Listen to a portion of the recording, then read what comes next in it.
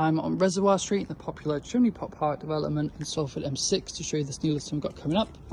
It is a stylish 2-bedroom terrace property with a kitchen on the top floor. As we head inside, we go into a welcoming entrance hallway with recently installed carpets. And in the typical upside down style, we've got one of the 2 double bedrooms towards the front. Now we've got stylish 3-piece bathroom complete with a sunken bath. And then towards the rear, we've got the main bedroom, which benefits from the light well. The property benefits from being within walking distance of Salford Quays and Media City, along with being close to Langworthy tram stop, which provides direct access into Manchester city centre as well. On the first floor, on your left, you'll notice the sliding doors take you out onto the garden terrace at the rear.